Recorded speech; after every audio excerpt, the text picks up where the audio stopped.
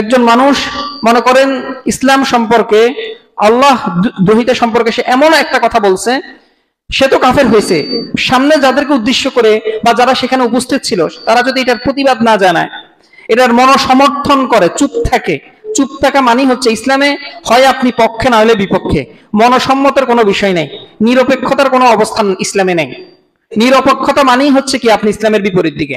যে বাউলরা, আপনার হয়তো মনে হতে পারে যে বাউলরা মনে হয় মুসলমানদের সাথে কি এদের মনে হয় বেশি খাতির বা এদের সাথে বেশি মিল, কিন্তু বিষয়টা এমন না।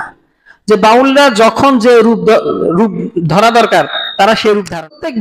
প্রত্যেক বাউলের না হলে বেশিরভাগ বাউলের হাতে দেখবেন একটা একতারা টাইপের একটা যন্ত্র দেখবেন, আপনারা দেখছেন কিনা, দেখবেন গ্রামগঞ্জে যাবে যে মানে একতারা এটা নিয়ে এমনি এমনি ধুলেবে বিভিন্ন গান বাজনা। আমাদের কাছে বড় ইবাদত কি? সালাত, ঠিক না? মানে কালেমার পরে সবচেয়ে বড় ইবাদত হচ্ছে সালাত, তারপরে হচ্ছে কি রোজা, হজ, যাকাত, এগুলো হচ্ছে জিকির আজগার, উমরা করা, ঠিক আছে, দান সদকা করা, এগুলো হচ্ছে ইবাদত। কিন্তু তাদের কাছে এগুলো ইবাদত না, এগুলো হচ্ছে কি তাদের কাছে হচ্ছে মানুষের বানানো পদ্ধতি। তাদের কাছে বড় ইবাদত হচ্ছে, সবচেয়ে গ্রহণযোগ্য ইবাদত হচ্ছে যৌন কেন্দ্রিক যে ইবাদত, সেগুলো হচ্ছে তাদের কাছে গ্রহণযোগ্য। তাদের একটাই কাজ, এদের কাছে জেনা হচ্ছে ইবাদত, বড় ইবাদত। জেনা ব্যভিচার আপনি যত বেশি করতে পারবেন আপনার মানে বাউলদের তত বেশি মর্যাদায় র্যাঙ্কিং এ উঠতে পারবেন। তো এই বাউলদেরকে নিয়ে কেন বলতেছি? যখনই মানুষ বলে যে এরা হচ্ছে মুসলমানদের অন্তর্ভুক্ত, মুসলমানরা এরকম, মুসলমানদের আকীদা বিশ্বাস এরকম, তখনই আমি তাদেরকে বলতে হয় যে যারা আল্লাহ সুবহানাহু ওয়া তাআলাকে নিয়ে গালি দেয়, কোরআনকে বিভিন্ন সময় অবমাননা করে, তখন আমি তাদেরকে নিয়ে বলতে হয়। তা না হলে তো আমার বলার তো কোনো দরকার নাই। এরা শুধু আল্লাহ সুবহানাহু ওয়া তাআলাকে গালি দেয় না, এরা অনেক বিষয় আছে যেগুলো দেখা গেছে ইসলামে হারাম, নিকৃষ্টতম কাজ, জিনা ব্যভিচার, এগুলোকে তারা ইবাদত মনে করে, এগুলোকে তারা জায়েজ মনে করে, বৈধ মনে করে। বৈধ তো জায়েজ, এগুলো তো সারা যাইতো। যারা গার্লফ্রেন্ড বয়ফ্রেন্ড কালচারে বিশ্বাসী, এরাও তো কি করে, গার্লফ্রেন্ড বয়ফ্রেন্ডকে অনেকে কি করে, বৈধ মনে করে। কিন্তু এরা শুধু বৈধ জায়েজ বলে না, এরা কি বলে, ইবাদত, বড় ধরনের ইবাদত, জিনা ব্যভিচার, নাউযুবিল্লাহ। যাবতীয় প্রশংসা মহান আল্লাহ তাআলার জন্য। সালাতু সালাম বর্ষিত হোক মুহাম্মদ সাল্লাল্লাহু আলাইহি ওয়াসাল্লামের প্রতি। সম্মানিত মুসলিয়ানে কারাম, আজকে পবিত্র জুমায় আমি খুতবার বিষয় হিসেবে যে বিষয়টা নিয়ে আপনাদের সম্মুখে আলোচনা করার ইচ্ছা পোষণ করছি, সেটা হচ্ছে বাউলদের ধর্মবিশ্বাস এবং তাদের জঘন্যতম কর্মকাণ্ড সমূহ। ইনশাআল্লাহ নির্দিষ্ট সময় খুবই সংক্ষিপ্ত আকারে এ বিষয়ে যাতে আলোচনা রাখতে পারি, সেজন্য মহান আল্লাহ তাআলার কাছে তৌফিক চাচ্ছি। ওমা তৌফিক ইল্লা বিল্লাহ, আলাইহি তাওয়াক্কালতু ওয়া ইলাইহি উনীব। সম্মানিত উপস্থিতি, মহান আল্লাহ তাআলা পৃথিবীতে মানুষদেরকে হেদায়েতের পথে পরিচালিত করার জন্য এবং হেদায়েতের উপর অটল থাকার জন্য একটা দ্বীন দিয়েছেন, সেটা হচ্ছে ইসলাম। ইসলাম ছাড়া আল্লাহ তাআলার কাছে অন্য কোনো দ্বীন, অন্য কোনো মত, অন্য কোনো বিধান গ্রহণযোগ্য না। মহান আল্লাহ সুবহানাহু ওয়া তাআলা পবিত্র কোরআনের মধ্যে বলছেন যে ইন্নাদ-দীনা ইনদাল্লাহিল ইসলাম, নিশ্চয়ই আল্লাহ তাআলার কাছে কেবলমাত্র শুধু গ্রহণযোগ্য একমাত্র দিন হচ্ছে ইসলাম। ইসলাম ছাড়া যদি কেউ অন্য কোনো দিন তালাশ করে অথবা অন্য কোনো বিধান মানে, মহান আল্লাহ তাআলা পবিত্র কোরআনে বলছেন যে ওয়ামান ইয়াবতাগি গায়রাল ইসলামি দীনান ফালান ইউকবালা মিনহু ওয়া হুয়া ফিল আখিরাতি মিনাল খাসিরিন। যে সূরা আল ইমরানের 85 নম্বর আয়াতে মহান আল্লাহ তাআলা একই সূরার মধ্যে বলেছেন, যে ব্যক্তি ইসলাম ছাড়া অন্য কোনো দিন তালাশ করে তা তার থেকে গ্রহণ করা হবে না। ওয়া হুয়া ফিল আখিরাতি মিনাল খাসিরিন। আর সে যখন মারা যাবে, সে যখন আখিরাতে যাবে, আখিরাতে সে ক্ষতিগ্রস্তদের মধ্যে অন্তর্ভুক্ত হবে।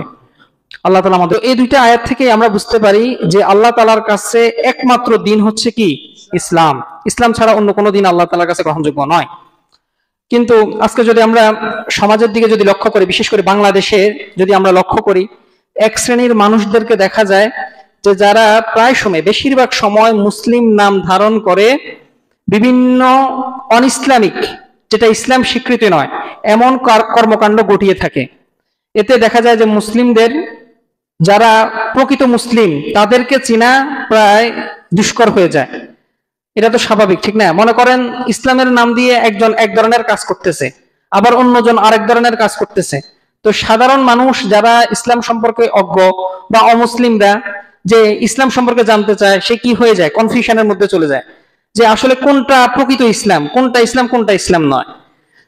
তো এই ঘোলক দাদার ভিতরে যাতে মুসলিমরা না পড়ে এবং অন্যান্য মানুষরা যাতে ভুল না বুঝে, সেই জন্য আমি এই আলোচনাটা রাখার প্রয়োজন মনে করতেছি। আপনারা হয়তো অনেকে লক্ষ্য করবেন যে আমাদের সমাজে কিছু মানুষদেরকে এরকম দেখা যায়, যারা প্রায় সময় কি বড় বড় চুল, যদিও আমারও বড় বড় চুল, হ্যাঁ, তো তাদের চুলগুলা সাধারণত এলোমেলো থাকে, মানে গোছানো থাকে না, ঠিক আছে, অনেক সময় জট বাঁধা থাকে, হ্যাঁ, তারপরে হাতে বিভিন্ন ধরনের বাদ্যযন্ত্র নিয়ে কি করে, ঘুরেফেরা করে।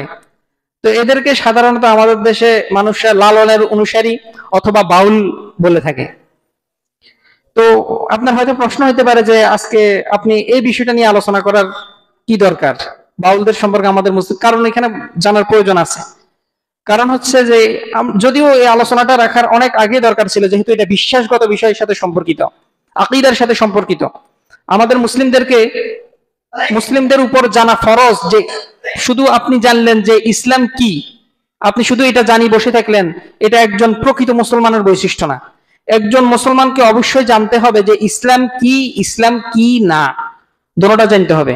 আমরা সাধারণত ইসলাম কি সেই উত্তরটাই বেশিরভাগ মানুষ জানি, যেমন নামাজ পড়তে হবে, রোজা রাখতে হবে, হজ করতে হবে, যাকাত দিতে হবে, এইগুলো হচ্ছে কি ইসলাম। কিন্তু ইসলাম কি না সেটা বেশিরভাগ মুসলমানরা জানি না। তো সেই জন্যই দেখা যায় যে কি আমাদের বিশ্বাসের মধ্যে, আমাদের আকীদার মধ্যে বিভিন্ন ধরনের নিফাকি, বিভিন্ন ধরনের কুসংস্কার, বিভিন্ন ধরনের অযৌক্তিক কথাবার্তা বা বিশ্বাস চলে আসে, যেগুলো ইসলাম সমর্থন করে না।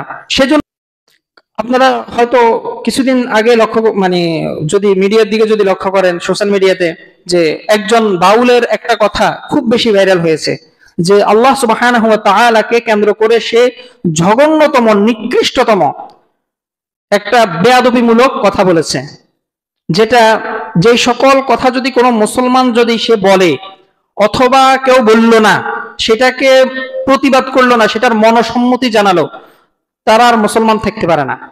আমরা মনে করতে পারি যে মনে হয় যেন কেউ একজন বলছে সে কাফের হয়ে গেছে, ইসলাম সম্পর্কে কেউ একজন কিছু বলছে সে কাফের হয়ে গেছে। ব্যাপারটা শুধু এটা না।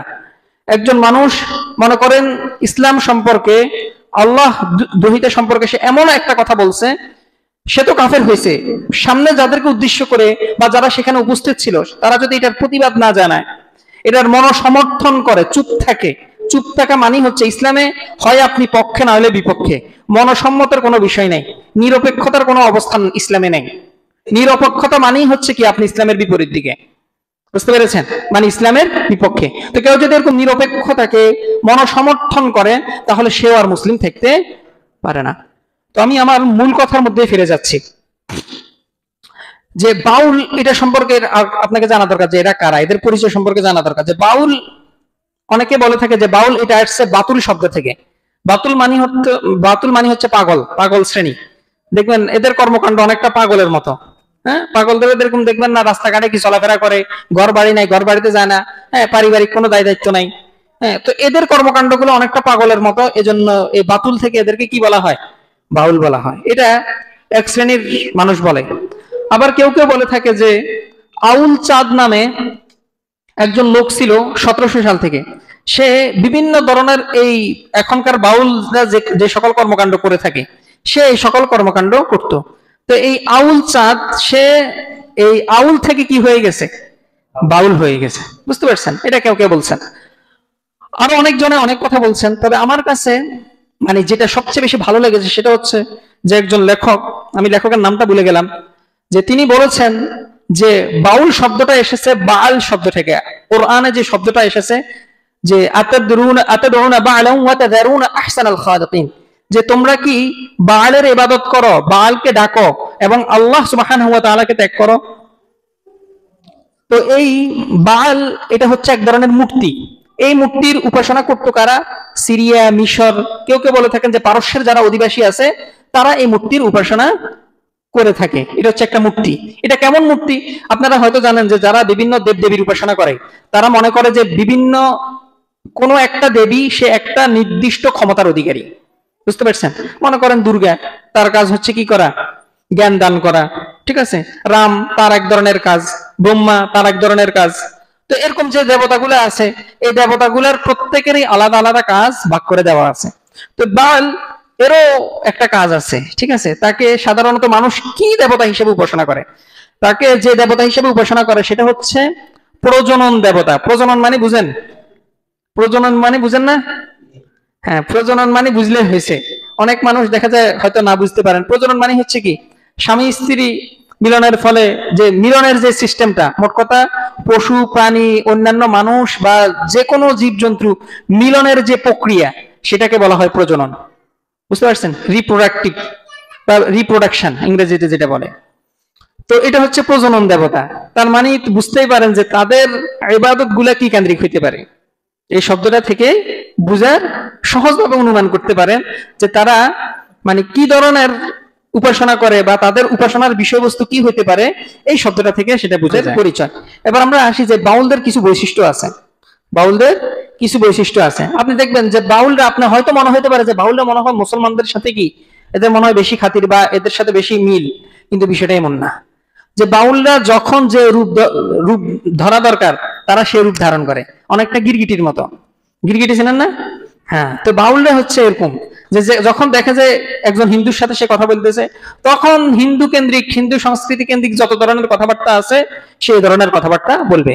অনুরূপভাবে যদি মুসলমানদের সাথে দেখা হয়, তো মুসলমান কেন্দ্রিক, ইসলাম কেন্দ্রিক যে সকল বিষয়গুলো আছে সেই সকল কথাবার্তা বলবে।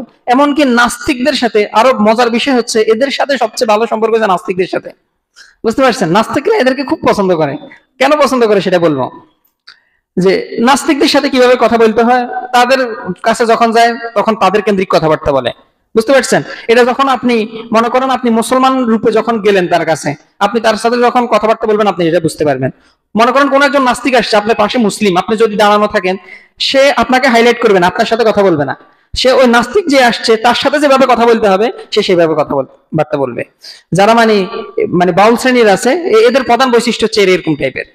এদের দ্বিতীয় নম্বর যে বৈশিষ্ট্য হচ্ছে, দেখবেন প্রত্যেক বাউলের না হলে বেশিরভাগ বাউলের হাতে দেখবেন একটা একতারা টাইপের একটা যন্ত্র দেখবেন। আপনারা দেখছেন কিনা? দেখবেন গ্রামগঞ্জে যাবে, যাই মানে একতারা এটা নিয়ে এমনি এমনি ধুলেবে, বিভিন্ন গান বাজনা করবে। বুঝতে পারছেন?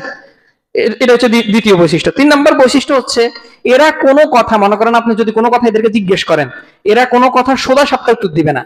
বিভিন্ন আধ্যাত্মিক টাইপের বিভিন্ন শব্দ চয়নের মাধ্যমে, আধ্যাত্মিক শব্দ চয়নের মাধ্যমে এরা উত্তর দিবে। মনে করেন আপনি বলছেন যে ভাত খাইছেন কিনা, সে সোজাসুজি উত্তর দিবে না যে আমি ভাত খাইছি। সে কবিতার মাধ্যমে হোক, অন্য কোনো শব্দের মাধ্যমে হোক, সে একটা উত্তর দিবে। সে সোজা সাপটা উত্তর দিবে না। তাদের অন্যতম আর একটা বৈশিষ্ট্য বেশিরভাগ বাউলের। তো সাধারণ মানুষ এটা দেখে বেশি ধোঁকা খায় যে এত আধ্যাত্মিক টাইপের কথাবার্তা, হ্যাঁ, তার মানে তো তার ভিতরে কিছু আছে। ঠিক আছে, যেহেতু সে অন্যান্য মানুষদের মতো কথা বলে না, সেজন্য কি তার ভিতরে কিছু একটা তো আছে। এই জন্য অনেক মানুষ দেখা গেছে যার কোরআন হাদিস সম্পর্কে জ্ঞান নেই, সে আকৃষ্ট হয়ে যায়।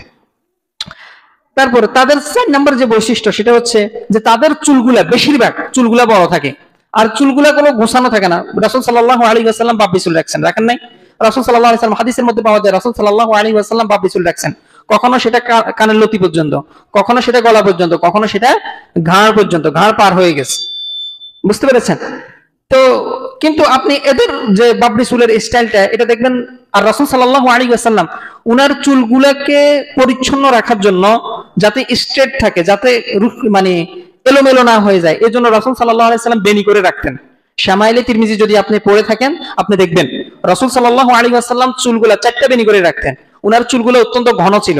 আমাদের তো প্রায় চুল উঠে যায় মাঝে মধ্যে, কিন্তু রাসূল সাল্লাল্লাহু আলাইহি ওয়াসাল্লাম 63 বছর বয়সও কি উনার চুলগুলো ঘন ছিল। তো উনি এগুলা কি করে রাখতেন? 4টা বেনি করে রাখতেন, যাতে এগুলা এলোমেলো না হয়ে যায়। কারণ যদি আপনি বড় চুল যদি আপনি সাধারণত যদি আপনি একটু গুছাই না রাখেন, এগুলো একটার সাথে একটা জট বেঁধে মানে চুলের অবস্থা খুব খারাপ হয়ে যায়। তো আপনি এই যে বাউল শ্রেণীর লোকদেরকে আপনি যদি তাকান, এদের বেশিরভাগ হচ্ছে চুলগুলা বড় বড় থাকবে। যদি তার মানে টাক না থাকে, সে চুল বড় করবেই। মানে এটাকে তাদের মনে করেন একটা ইবাদতের মতো আবশ্যক।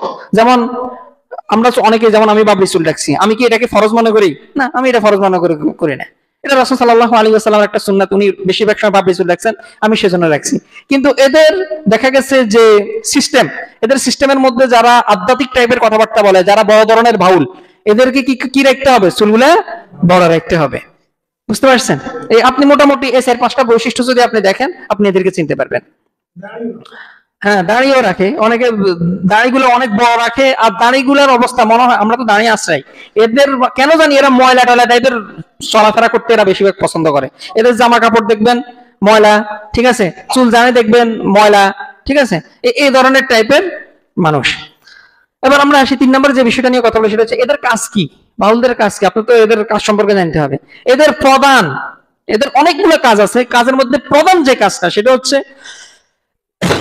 যৌন কেন্দ্রিক ইবাদত। আপনি আবার মানে চিন্তায় পড়ে যেতে পারেন, এটা এই আবাদত আবার কেমনে, যৌন কেন্দ্রিক ইবাদত কেমনে। মানে এখানে অনেক ছোট বাচ্চারা আছে, আমি সবকিছু খোলামেলা করে ভাঙ্গি ভুঙ্গি আপনাদেরকে বলতে পারবো না। মানে যদি আমি চরম রকমের মানে বেজ্জত হই, নির্লজ্জ হই, তাহলে এটা বলা সম্ভব হবে। বুঝতে পারছেন? মোট কথা, আমরা সাধারণত স্বামী স্ত্রী যে সকল সম্পর্ক করি, এই সকল সম্পর্কগুলো করাই হচ্ছে এদের কাছে ইবাদত, বড় ইবাদত। আমাদের কাছে বড় ইবাদত কি? সালাত, ঠিক না? মানে কালেমার পরে সবচেয়ে বড় ইবাদত হচ্ছে সালাত। তারপর হচ্ছে কি রোজা, হজ, যাকাত, এগুলো হচ্ছে জিকির আজগার, উমরা করা, ঠিক আছে, দান সদকা করা, এগুলো হচ্ছে ইবাদত। কিন্তু তাদের কাছে এগুলো ইবাদত না, এগুলো হচ্ছে কি, তাদের কাছে হচ্ছে মানুষের বানানো পদ্ধতি। তাদের কাছে বড় ইবাদত হচ্ছে, সবচেয়ে গ্রহণযোগ্য ইবাদত হচ্ছে যৌন কেন্দ্রিক যে ইবাদত, সেগুলো হচ্ছে তাদের কাছে গ্রহণযোগ্য। তাদের একটাই কাজ। আপনি হয়তো মনে করতে পারেন কই আমরা তো দেখলাম না, এটা আপনি তাদের আঁকড়ায় গেলে না দেখবেন। আপনি এমনি চলাফেরা রাস্তাঘাটে কি এরা এই সকল কাজ করবে নাকি? রাস্তাঘাটে এরা আধ্যাত্মিক টাইপের কথাবার্তা বলবে। বুঝতে পারছেন? আপনারা কিভাবে কাবু করা যায়, তার কিভাবে মুরিদ বানানো যায়, সাধক বানানো যায়, সাগরেদ বানানো যায়, সেই টাইপের কথাবার্তা বলবে, ঠিক আছে। কিন্তু তাদের যে ইবাদত, তারা যে কাজটা করার মাধ্যমে ইবাদত করে, সেটা হচ্ছে কি কেন্দ্রিক? যৌন কেন্দ্রিক। তারপর তাদের আরেকটা কাজ করে থাকে বেশি, সেটা হচ্ছে কি গান বাজনা। একটু আগে বলছি যে গান বাজনা, আর গান বাজনা এটা তারা হয়তো যে একতারা বাজাইতে গান বাজনা করবে সবসময়, ব্যাপারটা এরকম না। তারা বিভিন্ন কবিতা আবৃত্তি করে, ঠিক আছে।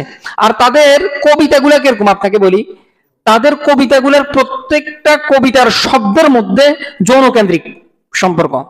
যেমন তাদের সম্পর্কে মানে যারা বই লিখছে, যে তারা বলে যে তারা অমাবস্যা বলতে যেটা বুঝায়, আপনি যখন তাদের কবিতার মধ্যে অমাবস্যা শুনবেন, তখন মনে করবেন এখানে নারীদের মাসিক সম্পর্কে বলা হয়েছে। তারপরে যদি শুনেন যে নাউজুবিল্লাহ বাঁকা নদীর কথা, নদীর কথা যদি বলে, তাহলে নারীদের যৌনি সম্পর্কে বলতেছে, নাউজুবিল্লাহ। বুঝতে পারছেন? এরকম তারা বিভিন্ন শব্দ প্রয়োগ করে। এই সকল শব্দের দ্বারা যদি লতা বলে, লতা, তাদের আরেকটা কবিতার মধ্যে আরেকটা শব্দ বেশি বলে, সেটা হচ্ছে লতা। লতা বলতে বোঝায় সন্তান। লতা বলতে কি বোঝায়? সন্তান। তো তাদের প্রত্যেকটা কবিতার মধ্যে এই লতা, নদী, অমাবস্যা, পাখি, তারপরে হচ্ছে কি মানে এই ধরনের কথাবার্তা গুলা। তো আপনি হয়তো মনে করতে পারেন উনি কত ধরনের, কত নদীর কথা বলে ফেলছে, পাখির কথা বলে, ঠিক আছে, তারপর লতার কথা বলে, মনে হয় গাছপালা কেন্দ্রিক প্রেমিক, মনে হয় যেন একটা পরিবেশ প্রেমিক মানুষ। কিন্তু বিষয়টা এরকম না। এদের কবিতাগুলো হয় কি কেন্দ্রিক, মানে এরকম যৌন কেন্দ্রিক কবিতাগুলা। বুঝতে পারছেন? এই তাদের কাজ হচ্ছে মূলত হচ্ছে দুইটা।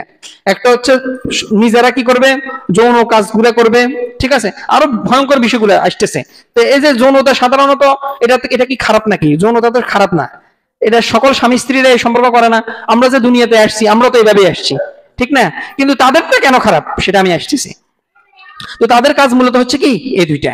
এবার আমরা আসি যে তাদের যে আকীদা, যে বিশ্বাস, অনেক কর্মকাণ্ডগুলো আছে যেগুলোকে দেখা গেছে আমরা আমল বলি বা এগুলো আমাদের আকীদার সাথে বলি না, কিন্তু তারা এই সকল কর্মকাণ্ড মানে কাণ্ডগুলোকে তারা তাদের আকীদার সাথে মানে তারা এটা দৃঢ়ভাবে বিশ্বাস করে। এবং কি এটা যদি আপনি না করেন, আকীদা মানে কি, বিশ্বাস মানে কি, কোনো একটা বিষয় আপনি যদি সেটা যদি বলার সাথে সাথে যদি না করেন, ঠিক না, তাহলে কি আপনি মুসলিম থাকতে পারেন? আপনি মুসলিম থাকতে পারেন না। কিন্তু তাদের এরকম কিছু জঘন্যতম কাজ আছে যেগুলো তারা শুধু বলে না, আপনাকে বলতে হলে আপনি যে এই বাউল ধর্মের বিশ্বাসী, এটা প্রমাণ করার জন্য এই সকল কর্মকাণ্ডগুলো করতে হবে। তা না হলে আপনি বাউল হইতে পারবেন না। মনে করেন এই ভাই, ঠিক আছে, উনি বললো যে ভাই আমি একটা বাউল ধর্ম গ্রহণ করবো, আপনি বাউল, আমিও কি করলাম, বাউল ধর্ম গ্রহণ করলাম, আপনি আপনার মতো বাউল হইতে চাই, তাহলে আমি আমার তার প্রতি মানে যে সকল কিছু কাজ থাকবে, যে তুমি যদি এই সকল কাজগুলো যদি করতে পারো, কেবলই তুমি বাহুল হইতে পারবে। এগুলো হচ্ছে তারা জনসম্মুখে এই সকল কথাগুলো বলে না। এই সকল কথাগুলো কখন বলে? মনে করেন কেউ যদি তার সাগরেদ হতে চায়, তারপরে কি মানে মুরিদ হইতে চায়, হ্যাঁ, তাদের ভাষায় আধ্যাত্মিক জ্ঞান লাভ করতে চায়, তাহলে তাকে এই কাজগুলো করতে হবে। তো তাদের জঘন্যতম একটা আকীদা হচ্ছে যে তাদের একটা নির্দিষ্ট কালিমা আছে। আপনারা এটা জানেন কিনা? বাউলদের একটা কালিমা আছে, আমাদের কালিমা কি? লা ইলাহা ইল্লাল্লাহ মুহাম্মাদুর রাসূলুল্লাহ। বাউলদের কালিমা হচ্ছে যে লা ইলাহা ইল্লাল্লাহ, এই লালন শাহ রাসূলুল্লাহ, নাউযুবিল্লাহ। এটা এটা আমি নিজের থেকে বানাই বলতেছি না। আপনি যদি তাদের বাউল ধর্ম বিশ্বাস বা বাউলদের বিশ্বাস এই বইগুলো যদি আপনি পড়ে দেখেন, অনেকগুলো বই আছে তাদের সম্পর্কে, প্রায় 2-3টা বই আছে যেগুলো দেখা গেছে বিস্তারিত ভাবে তাদের কর্মকাণ্ডগুলা বলা হয়েছে। যে বাংলাদেশে বাউলদের বিশ্বাস এরকম একটা বই আছে। আপনি এই বইগুলো যদি আপনি পড়েন, যে আপনি সেখানে দেখতে পাবেন। এবং কি তাদের যে কবিতাগুলো আছে, আপনি যদি কবিতাগুলো পড়েন আপনি অবাক হয়ে যাবেন। তাদের কবিতাগুলোর মধ্যে এই কথাগুলো আছে। তো তাদের কালেমা কি? নাউযুবিল্লাহ, যে লা ইলাহা ইল্লাল্লাহ লালন শাহ রাসূলুল্লাহ, নাউযুবিল্লাহ। তারা লালন শাহে কি করে? আল্লাহর শেষ নবী হিসেবে বিশ্বাস করে। তাদের জঘন্যতম আকীদা 1 নাম্বার বাউলদের। তারপর 2 নাম্বার যে আকীদা আছে সেটা হচ্ছে যে তাদের কাছে জানা আছে না, জানা মানে ব্যভিচার। আমরা যেটাকে ব্যভিচার কাকে বলে? জানা ব্যভিচার মানে হচ্ছে যে বিবাহ বহির্ভূত ছাড়া পুরুষ মহিলা যে কাজগুলো করে সেটাই হচ্ছে কি জানা। যদি সেটা বিবাহ করে তাহলে তার সেটা কি জানা থাকবে? সেটা তো জানা থাকবে না। তাদের কাছে বিয়েটা হচ্ছে অন্যায়। আপনি কোন বাউলরে দেখবেন না যে আজ পর্যন্ত বিবাহিত বাউল আমি দেখি নাই। বাউলরা বিয়ে করে না। আপনি কয়জন বাউল জানেন যে বাউলের সন্তান আছে? আর সন্তান থাকলে এদের বেশিরভাগ সন্তান হয় জারজ। বুঝতে পারছেন? এদের কাছে জেনা হচ্ছে ইবাদত, বড় ইবাদত। জেনা ব্যভিচার আপনি যত বেশি করতে পারবেন, আপনার মানে বাউলদের তত বেশি মর্যাদায় র্যাঙ্কিং এ উঠতে পারবেন। মনে করেন একজন বাউল সে 10টা ব্যভিচার করছে, জেনা করছে, তার মর্যাদার থেকেও যে 20টা ব্যভিচার করছে, জেনা করছে, তার মর্যাদা বেশি তাদের কাছে। আপনি যত বেশি জেনা ব্যভিচার করবেন আপনার মর্যাদা তত বেশি। বুঝতে পারছেন? এটা হচ্ছে তাদের ইবাদত। এগুলো তাদের বইয়ের কথা, এগুলো আমি একটা বানাই বলতেছি না। এগুলো তাদের এরকম না যে আমি দেখিয়ে আসছি বা কেউ দেখিয়ে আসছে না, এগুলো তাদের বইয়ের কথা, বইতে লেখা আছে। তারপরে শুধু কি তাই? যদি এটা হইতো তাহলে গ্রহণযোগ্য হইতো। এমনকি তাদের কাছে আরো বড় ইবাদত হচ্ছে অন্যের স্ত্রীকে নাউযুবিল্লাহ ভোগ করা, পরকিয়া যেটা বলে, আমরা পরকিয়া যেটা চিনি। যে কেউ যদি পরকিয়া করে তাহলে তার ইবাদত আরো বেশি হয়, তার নেকি আরো বেশি হয়। পরকিয়া তাদের ধর্মে বৈধ, বাউল ধর্মের মধ্যে পরকিয়া কি বৈধ? এটা কোনো সমস্যা না, মাইওলা হইলেই হয়েছে, মাইওলা হইলেই হয়েছে। এটা হচ্ছে বাউলদের বিশ্বাস। কিন্তু অনেক মানুষ আমরা দেখি যে গ্রামগঞ্জে যখন যায় তাদেরকে ডাকি আনি কি করে? ভাত খাওয়ায়, তরকারি খাওয়ায়, গাছের থেকে কি করে? নারিকেল ফাড়ি দেয়, তাদের কাছে আম ফাড়ি তাদেরকে খাওয়ায়। আরে কি সাধক, কি মারুফি কথাবার্তা বলে, হ্যাঁ, কি আধ্যাত্মিক টাইপের কথাবার্তা বলে। কত নেককার মানুষ, হ্যাঁ, এত নেককার মানুষ এত সাদা চলাফেরা করে যে কি তার জামা কাপড় সবসময় ময়লা থাকে, ঠিক আছে, ধোয়ারও পানি পায় না। আমরা বেশিরভাগ মানুষ এই সকল বিষয়গুলো দেখে কিন্তু ধোঁকা খেয়ে যায়। তাদের আরেকটা আকীদা বিশ্বাস হচ্ছে নেশা করা হচ্ছে বড় ইবাদত। আপনি দেখবেন যে বিভিন্ন ওই মিডিয়া, আমাদের যে মিডিয়াগুলো আছে এগুলো মাঝে মধ্যে তাদের যে ওরস হয় এটা দেখবেন খুব ঢালাভাবে প্রচার করে। আপনি যদি মিডিয়ার দিকে তাকান, হ্যাঁ, তো এই যে তাদের ওরস, আপনি যদি ওরসে যান তখন আপনি ভালোভাবে বুঝতে পারবেন, দেখবেন যে তারা কিরকম নেশা করে। গাঁজা টাজা খেয়ে এদের নেশার প্রধান বস্তু হচ্ছে গাঁজা। বুঝতে পারছেন? নিয়ে কত ধরনের স্টাইলে টানা যায়। আপনি যদি কোন স্টাইল শিখতে চান, আল্লাহ আমাদেরকে হেফাজত করুক, দেখতে চান কত ধরনের স্টাইল আছে, সকল স্টাইল তাদের জানা, এমনে হেমনে, ঠিক আছে, বহু ধরনের স্টাইলে তারা কি করে? গাঁজা সেবন করে। তো তাদের নেশা হচ্ছে তাদের কাছে কি ইবাদত। এটা হালাল, এটা হারাম কোনো কিছু না। আমরা যেরকম বলি না যে শাক সবজি সবকিছু কে বানাইছে? আল্লাহ বানাইছে। তাদের কাছেও কথা হচ্ছে যে নেশা জাতীয়, আল্লাহ তাআলা তো পৃথিবীতে কোনো কিছু অনর্থক সৃষ্টি করে নাই, তো গাঁজাও কে বানাইছে? আল্লাহ বানাইছে, ঠিক আছে, এটা হচ্ছে তাদের দাবি। তো সবকিছু যদি খাওয়া যদি হালাল হয়, আপনার কাছে আঙ্গুর ভালো লাগে, এটা এটা কি মানে দেখা গেছে সম্ভব কিনা যে আপনার কাছে আঙ্গুর ভালো লাগবে আবার আপেলও ভালো লাগবে, সবকিছু ভালো লাগবে? এটা তো সম্ভব না। এক একজনের কাছে এক একটা ভালো লাগে। তো তাদের কথা হচ্ছে যে আপনার কাছে হয়তো গাঁজা ভালো লাগে না, কিন্তু আমার কাছে কি লাগে? গাঁজা ভালো লাগে। এটা হচ্ছে তাদের দাবি। বুঝতে পারছেন? এগুলো তাদের বই পুস্তকে লেখা আছে যে এক একজনের যে এক একটা রুচি, এক এক ধরনের রুচি, ঠিক আছে। তো আপনি গাঁজাকে আপনি এটা হারাম বলতে পারবেন না, কারণ সবকিছু আল্লাহ বানাইছে। আল্লাহ কোরআনে বলছেন যে আল্লাহ তাআলা পৃথিবীতে কোনো কিছু অনর্থক সৃষ্টি করে নাই। কি কোরআনে আয়াত আছে না যে আল্লাহ তাআলা কি কোরআনের মধ্যে বলছে যে আমি কোনো কিছু দুনিয়াতে যা সৃষ্টি করছি অনর্থক সৃষ্টি করি নাই। তো তাদের দাবি হচ্ছে যে এই গাঁজাও কি আল্লাহ তাআলা নাউযুবিল্লাহ এটা অনর্থক সৃষ্টি করেন নাই। এটা অবশ্যই কি করতে হবে? আল্লাহর কোনো না কোনো বান্দা এটা পান করতে হবে, এটা কোনো না কোনো বান্দা এটা পান করবে। এই জন্য যেহেতু বেশিরভাগ মানুষ এটা খায় না, তো তারা কি করে? এটা খায়, এটা খাওয়ার মাধ্যমে তারা ইবাদত করে। তারপর তাদের জঘন্যতম আরেকটা আকীদা, সেটা হচ্ছে যে তারা রোগ বেলায় দূর হওয়ার জন্য নাউযুবিল্লাহ তারা এটা বলে যে রজপান করতে হবে। রজপানি বুঝেন? রজমানি বুঝেন? রজমানি হচ্ছে, কেমনে বলি আপনাদেরকে, শরমের কথা, এগুলো যদি না বলি। হ্যাঁ, না না, আচ্ছা আচ্ছা মুরব্বী, আচ্ছা আচ্ছা কথা বলিয়েন না আপনাকে। এই যে শুনেন শুনেন, এই যে আস্তে কথা বলিয়েন না। এগুলা আমি আপনাদেরকে আগেই বলছি যে আমাদের মুসলমানদের সমস্যা হচ্ছে কি, আমরা সবাই জানি যে ইসলাম কি। এই যে একটু আগে মুরব্বী বলছেন যে নামাজ পড়তে হবে, রোজা রাখতে হবে, হজ করতে হবে, এটা কোনটা ইসলাম না আমরা সেটা জানি না। ইসলাম আপনাকে প্রথমে আপনাকে যে মুসলমান হইতে হবে, আপনাকে কিভাবে মুসলমান হইতে হবে, লা ইলাহা ইল্লাল্লাহ। আপনাকে সকল যে আগে যে দেব দেবীর উপাসনা করে আসছেন, যত ধরনের আপনি মানে আল্লাহ ছাড়া যা কিছু ইবাদত করে আসছেন, আপনাকে সেগুলো বর্জন করতে হবে। এখন আপনি যদি খারাপ উপাসক বা যদি যে আল্লাহ না তাকে যদি না চিনেন, তাহলে আপনি প্রকৃত স্রষ্টাকে কিভাবে চিনবেন? তো এই যে বাউলদের এই বিশ্বাস, আজকে তো মুসলমানরা এদের কারণে কি ধোঁকা খাইতেছে না? হ্যাঁ, এই যে কত ধরনের মানুষ আছে আজকে আমাদের দেখা গেছে মানে রাজনৈতিক মঞ্চ থেকে কি যারা বাউলদের উপর আক্রমণ করছে এদেরকে ধর্মান্ধ বলতেছে। কেন? আমার বিশ্বাস যদি বেশিরভাগ মানুষ বাউলদের কর্মকাণ্ডগুলো যদি জানে, তাহলে কখনো তারা এদেরকে সমর্থন করবে না। আপনি বাউল ধর্ম বিশ্বাস করেন, আপনি অন্য ধর্ম বিশ্বাস করেন, আপনি নাস্তিক হয়ে যান, মুসলমানদের কোনো সমস্যা নাই, আমাদের কোনো সমস্যা না। আমাদের কি সমস্যা? কিন্তু সমস্যা হচ্ছে তখন যখন আপনি মুসলমান নাম ধরে বিভিন্ন ইসলামের নামে কর্মকাণ্ড করবেন, তখন সমস্যা। এটা আমি আমার খুতবার শুরুতেই বলছি, মুরব্বী মনে হয় শুনে নাই আমার এই কথা, এই আলোচনাটা রাখা। উনি ঠিক কথাই বলছে যে আপনি আলোচনা করবেন রোজার, তারপরে হজ। আচ্ছা ভাই, নামাজ সম্পর্কে কি আলোচনা করা হয় নাই? রোজা সম্পর্কে কি আলোচনা করা হয় নাই? তো আমি বুঝি সবসময় বুঝি এইগুলা নিয়ে আপনাদেরকে আলোচনা করব। আল্লাহ তাআলা কি শুধু কোরআনের মধ্যে শুধু নামাজ রোজাই দিছে, মদের কথা হারাম করে নাই, তারপরে শুকরের কথা হারাম করে নাই, জিনা ব্যভিচারকে হারাম করে নাই? তো আমি কি সেগুলো বলবো না? যে সকল বিষয়গুলো ইসলামকে আক্রমণ করে, ইসলামকে প্রশ্নবিদ্ধ করে, আমি কি সেই সকল বিষয় সম্পর্কে বলবো না?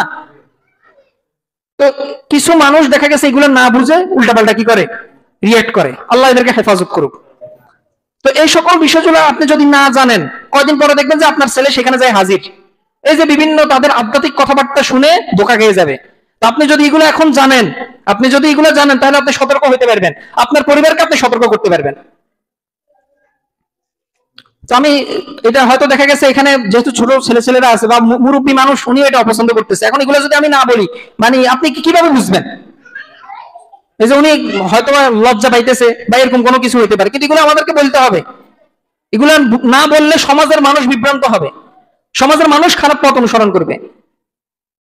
আপনি যদি হালাল পথ যদি না বলে দেন, হারাম যদি না বলে দেন, মানুষ কি স্বাভাবিকভাবে, মানুষ কি কোন বিষয়টা টানে? হারাম জিনিসটা টানে। অন্য কেউ, আপনি যদি বিয়ে হালাল, আপনি যদি সেটার পাশাপাশি যদি জেনা হারাম, সেটা যদি আপনার সন্তানকে না বুঝান, কদিন ভাবে আপনার সন্তান আপনারা প্রশ্ন করবে যে এই কাজও তো, বিয়েও তো এই কাজ করে, জেনাও তো এই কাজ করে, তাহলে জেনা কিনলে হারাম? কি প্রশ্ন করবে না? অবশ্যই প্রশ্ন করবে। আপনি বলেন না দোনো কাজটা তো একরাম, জেনা তো একই কাজ করে, বিয়ে তো একই কাজ করে, তাহলে বিয়ে কেন হালাল, জেনা কেন হারাম? এখন আপনি যদি এগুলো যদি না বলেন, বিয়েটা বললেন, জেনার বিষয়টা যদি আপনি না বলেন, তাহলে আপনার আমার সন্তান বা মুসলমানরাও কি জেনার মধ্যে লিপ্ত হবে? নাস্তিকরা যেভাবে যুক্তি দেয়। আল্লাহ আমাদেরকে হেফাজত করুক। তো তাদের অন্যতম আরেকটা বিশ্বাস হচ্ছে যে গান বাজনা, আমাদের কাছে গান বাজনা কি হারাম, তাদের কাছে গান বাজনা এটা হচ্ছে হালাল, এটা হচ্ছে বড় ধরনের ইবাদত। এটা জানে নাকি মুরব্বী, জানে নাকি? তাদের কাছে গান বাজনা হচ্ছে বড় ইবাদত। আমি কি এখানে কি আপনার কথা অনুযায়ী কথা বলবো? আমি কি আপনার এখানে আপনার অনুযায়ী কথা বলবো? হ্যাঁ, আপনার কথা অনুযায়ী কথা বলবো নাকি? আপনার যদি সমস্যা থাকে আপনি চলে যান মসজিদ থেকে। আপনার যদি সমস্যা থাকে, আপনি চলে যান মসজিদ থেকে। এখানে তো আর কারো সমস্যা নাই। আপনি প্রায় সময় সমস্যা করেন মসজিদের মধ্যে, আপনি প্রায় সময় সমস্যা করেন, আমি এটা দেখছি। মসজিদে সবচেয়ে বেশি আপনি সমস্যা করেন। আপনার যদি মসজিদে যদি আলোচনা না ভালো লাগে, এখানে আমি খতিব, আমার কথা আপনাকে শুনতে হবে। আপনি বলেন না কি মিথ্যা কথা বলছি এখানে, আপনি বলেন না কি মিথ্যা কথা বলছি। আপনি বসবেন, নামাজের পর আপনি যাবেন না, আপনি বসবেন।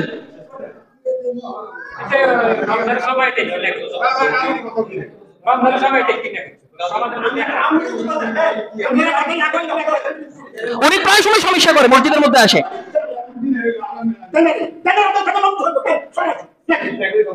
রমজানের সময় একটা ডিস্টার্ব করছে পুরো রমজানটা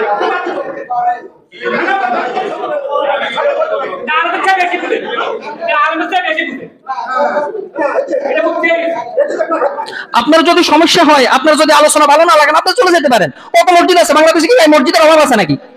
আমাদেরও এরকম, আমরা যখন মুসলিম ছিলাম আমাদের অনেক আলেমের কথা ভালো লাগতো না, আমরা অন্য মসজিদে চলে যেতাম। আপনি যখন দেখা গেছে, আমি প্রায় সময় দেখি যে আপনি মসজিদে আসেন, পরে আসেন, শুরু কথা কোনো শুনেন না, আপনি আসে কি করেন, মাঝে মধ্যে আমাকে দাঁড় করান, সমস্যা আপনার এই সমস্যা। আপনি খুতবার শুরুতে আসেন না, আমি কি ভাই আলোচনাটা আমি কেন করতেছি, এটাকে আমি খুতবার শুরুতে বলে দিই নাই? এটা আমি বলে দিচ্ছি, কিন্তু উনি অনেক পরে আসছে, উনি শুনে নাই।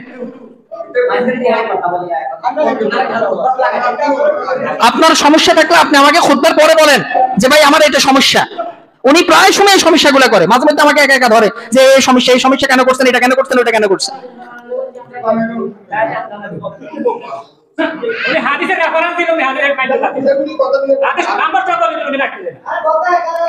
আচ্ছা, আমি সংক্ষেপে শেষ করে দিচ্ছি, এখানে আর কোনো আলোচনা করার আমারও এখন ইচ্ছা নাই। ঠিক আছে, আপনাদের শোনার ইচ্ছা আছে কিনা? আমার আলোচনা করার ইচ্ছা নাই, এখানে আলোচনা করার আর আমি মনে করি না প্রয়োজন আছে। কারণ দেখা গেছে, তো এটা হচ্ছে সমাজের দায়িত্ব যে একজন যদি কথা না শুনে ওনাকে সোজা করতে হবে। একজন মানুষ যদি এতজন মানুষের উপর বাড়ি হয়, বিষয়টা হাস্যকর। এখানে আপনাদের দুর্বলতা, সমাজে যে একজন মানুষের যদি সমস্যা হয় তাকে বিতাড়িত করতে হবে, তাকে ব্যান করে দিতে হবে, তাকে আপনাকে মসজিদে আসা যাবে না, আপনি অন্য কোনো মসজিদে কথা শুনেন।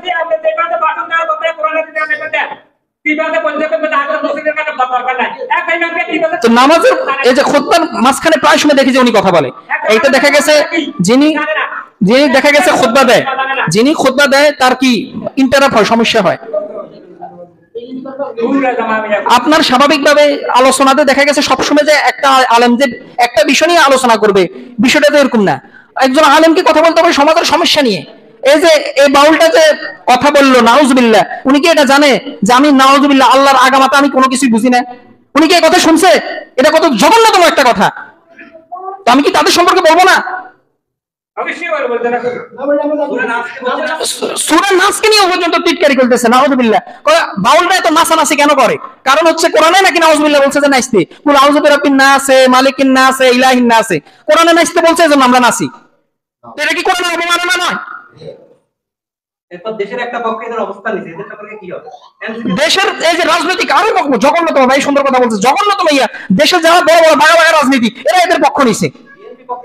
বিএনপি বলেন, এনসিপি বলেন, জামাত তো নিশ্চুপ, এরা কিছু বলতেছে না। বেশিরভাগ মানুষ, আপনি এই যে রাজনৈতিক যারা দেখা গেছে আমাদেরকে লিড করে, আমাদেরকে পরিচালিত করে, এরা চুপ। এদেরকে কি বলতেছে? যারা দেখা গেছে মির্জা ফখরুল বিএনপির, উনি বলতেছে যারা তাদের এই যে মাজারে বিভিন্ন কর্মকাণ্ড চালিয়েছে তারা হচ্ছে ধর্মান্ধ উগ্রপন্থী মানুষ। আপনি ইসলামের নাম দিয়ে বিভিন্ন সমস্যা করবেন, এটা কোনো সমস্যা না। আপনি আল্লাহকে গালি দিবেন, আল্লাহকে আপনি আল্লাহকে নিয়ে ঠাট্টা বিদ্রুপ করবেন, কোরআনকে নিয়ে ঠাট্টা বিদ্রুপ করবেন, এটা কোনো সমস্যা না। সমস্যা হয় কখন? আমরা যখন এটার প্রতিক্রিয়া জানাই। তো এই লোকটা কি এগুলো জানে? আমরা যে কথা বলতেছে, আমি কি এগুলো কি আমার মানে নিজের প্রবৃত্তির কারণে এই সকল কথাগুলো বলতেছি? তো এই যে উনি আপনারা জানেন সামনের সপ্তাহে উনাকে কি করবেন। ওনার যদি এরকম সমস্যা থাকে, আমি মনে করি ওনাকে অন্য মসজিদে যাওয়াই ভালো। উনি প্রায় সময়, উনি এটা একদিন না, এরকম অনেকদিন এই সমস্যা করছে, খুতবার মাঝখানে কথাবার্তা বলে। ভাই আমরা দিব না তো চুপটা করে শুনি যাই, আমি যা কথা বললাম বলতেছি, আমি যা কথা বলতেছি দিব না বাবা শুনি না, ভাই আপনি সামনে আসেন। আর আচ্ছা, সময় প্রায় শেষ, আমি আর কথা বলতে চাচ্ছি না। তো এটা তো আমি প্রায় সময় আপনাদেরকে বলে দিই কি ভাই, এটাকে আমি বলছি, একদিন বলছি, অনেক সময় বলছি যে ভাই আপনাদের যদি কোনো প্রশ্ন থাকে, যে অনেক সময় বাইরে কল দেয় আমাকে, মেসেজ করে, আমার থেকে ভালো লাগে যে আপনি কল দেন, আপনার কোনো সমস্যা থাকলে আপনি কি করেন আমাকে ইন্ডিভিজুয়ালি বলেন যে ভাই এই সমস্যা হয়েছে, বা আপনি যে বিষয়টা বলছেন আমি এই বিষয়টা বুঝি নাই, ভাই আপনি যে খুতবাটা আলোচনাটা রাখলেন এটা আজকে কেন রাখলেন? আমি প্রত্যেকটা খুতবা আলোচনা করার আগে এমনি হেমনে রাখি না, কাকতালীয় ভাবে রাখি না যে এটা মনে চাইছে আমি এটা ভালো পারি এই জন্য রাখছি না, সমাজের অবস্থানটা বুঝি। এই যে আলোচনাটা যে রাখছি, আমি দেখলাম যে ফেসবুকে অনেক ভাই বলতেছে যে আজকে এই বিষয়টা নিয়ে আলোচনা করার জন্য, নাহলে আজকে আমার এই বিষয়টা নিয়ে আলোচনা করার ইচ্ছা ছিল না। আমার এই আলোচনা করার রাখা ছিল ভূমিকম্প নিয়ে, যে কেন ভূমিকম্প, আল্লাহ সুবহানাহু ওয়া তাআলা যে এই যে মানুষদেরকে যে এই যে ফিতনা, বড় ধরনের একটা ফিতনা হচ্ছে, রাসূল সাল্লাল্লাহু আলাইহি ওয়াসাল্লাম বলছে যে কিয়ামতের আগে ভূমিকম্প গুলো হবে, আমার এই বিষয় নিয়ে আলোচনা করার ইচ্ছা ছিল আজকে, কিন্তু 2 দিন আগে আমার আলোচনা পরিবর্তন করতে হয়েছে, যে বাইরে বলতেছে যে এই বিষয়টা নিয়ে কি করার জন্য, মানুষদেরকে সতর্ক করার জন্য, সচেতন করার জন্য। আমার মনে হয় যে ওনার বাউলদের সাথে ওনার সম্পর্ক আছে, ওনার ব্যাপারে খোঁজ খবর নেওয়া দরকার।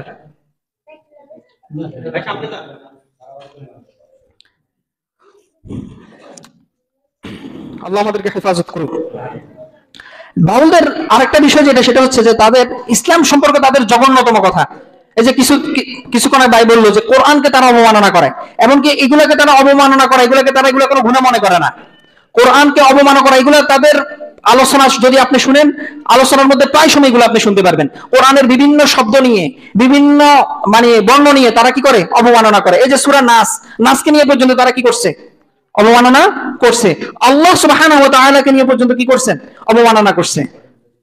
তারপরে ইসলামের বিভিন্ন জিকির আজগার, বিভিন্ন যে কথাবার্তা আছে এগুলোর অপব্যাখ্যা করে থাকে তারা। ইসলাম বলেছে যে কি আল্লাহ সুবহানাহু ওয়া তাআলা যে সালাত দিয়েছেন এগুলা মানুষের বানানো, এগুলা কোন আল্লাহ সুবহানাহু ওয়া তাআলা নাউযুবিল্লাহ এগুলা দেয় নাই। এটা কয়জন মানুষ জানে? যে এই যে আমরা যে মক্কা মদিনা যে কি করি, হজ উমরা করতে যাই, মক্কা যে হজ উমরা করতে যাই, এগুলো বলছে যেগুলো হচ্ছে মানুষের বানানো, এগুলো আল্লাহ তাআলা নাউযুবিল্লাহ এগুলো আল্লাহ বলে নাই। এগুলো কখনো শুনছেন যে তাদের বই পুস্তকে লেখা আছে যে এগুলো আল্লাহ বলে নাই, এগুলো মানুষের বানানো? তো তাদের কথা হচ্ছে যে আল্লাহ কি বলেছেন? আল্লাহ বলেছেন যে কি আপনি আপনার জনচাহিদা পূরণ করেন, এটাই হচ্ছে সবচেয়ে বড় ইবাদত।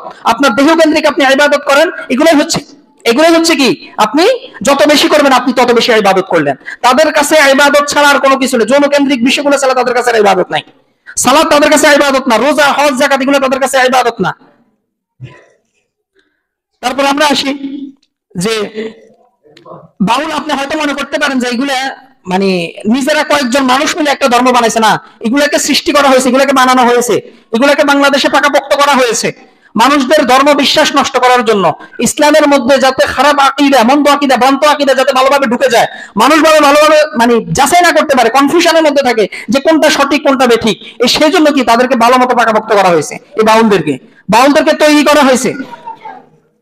তারপরে ইসলামের বদনাম করার জন্য আপনি দেখবেন, আপনি যদি ইন্ডিয়ান ফিল্মগুলোর দিকে যদি লক্ষ্য করেন বা যদি শুনে থাকেন, তারা মুসলমানদেরকে সবসময় দেখাবে, আপনি যদি দেখে থাকেন যে বাউল কেন্দ্রিক মুসলমানদেরকে, তারা কখনো ওই যে সালাদ পড়ে, টুপি পরে, ঠিক আছে, পাঞ্জাবি পরে, তাদেরকে সাধারণত উগ্রপন্থী মুসলমান হিসেবে দেখায়। যাদেরকে সবচেয়ে ভালো মুসলিম হিসেবে দেখায় তারা কোন সকল মুসলিমদেরকে? যারা বাউল আছে তাদেরকে। আপনি এটা জানেন যে যারা দেখবেন মাজার কেন্দ্রিক ইবাদত করে, তাবিজে বিশ্বাস করে, তারা মুসলমান মানি বুঝে গলার ভিতরে, ভালো মুসলমান মানি বুঝে গলার ভিতরে একটা তাবিজ থাকবে, চোখে সুরমা থাকবে, তারপরে কাঁধে একটা রুমাল থাকবে, তারপর হচ্ছে কি মাজারে ইবাদত করবে। আর ওই কাওয়ালি গান আছে না, কাওয়ালি গান, এই সকল গানগুলো বলে বলে বেড়াবে, এরাই হচ্ছে ভালো মুসলিম। এই মুসলমানদেরকে বিভিন্ন ইসলামকে বিকৃতি করার জন্যই কি এই বাউলদেরকে সৃষ্টি করা হয়েছে। সর্বশেষ যে বিষয়টা নিয়ে বলবো যে বাউলরা এরা কোনো মুসলমান না, আপনাকে এটা বিশ্বাস করতে হবে। বাউলরা কোনো কি না, মুসলমান না। আমি বাউলদেরকে নিয়ে কেন বলতেছি? বাউল ভাই, আমি কি হিন্দুদেরকে নিয়ে কি খারাপ কোনো কথা বলতেছি না। যদি কোনো খারাপ কিছু ইসলামের নামে করে থাকে তারা, এই যে আমি মাঝে মধ্যে কি করি আপনাদের এখানে সতর্ক করি, কেন সতর্ক করি? কারণ তারা মুসলিম নারীদেরকে টার্গেট করে, ঠিক কিনা? এছাড়া কি তাদের অন্য কোনো টিভি নিয়ে আমি কখনো এরকম দেখা গেছে কোনো ঠাট্টা বিদ্রুপ এগুলো করছি কিনা? আল্লাহ সুবহানাহু ওয়া তাআলা পবিত্র কোরআনে নিষেধ করছে যে তোমরা তাদের সৃষ্টিকর্তা নিয়ে বা তাদের বিভিন্ন ইবাদতখানা নিয়ে তোমরা তাদেরকে বিদ্রুপ করিও না, তাদেরকে অপমান করিও না। ওয়ালা তাসুবুল্লাযীনা ইয়াদউনা মিন দুনিল্লাহ ফায়াসুবুল্লাহ আদওয়ান বিগাইরি ইলম। তাহলে তারাও মূর্খতাবশত আল্লাহ তাআলাকে গালি দিয়ে দিবে। এটা কোরআনের বিধান। তো এই বাউলদেরকে নিয়ে কেন বলতেছি? যখনই মানুষ বলে যে এরা হচ্ছে মুসলমানদের অন্তর্ভুক্ত, মুসলমানরা এরকম, মুসলমানদের আকীদা বিশ্বাস এরকম, তখনই আমি তাদেরকে বলতে হয় যে যারা আল্লাহ সুবহানাহু ওয়া তাআলাকে নিয়ে গালি দেয়, কোরআনকে বিভিন্ন সময় অবমাননা করে, তখন আমি তাদেরকে নিয়ে বলতে হয়। তা না হলে তো আমার বলার তো কোনো দরকার নাই।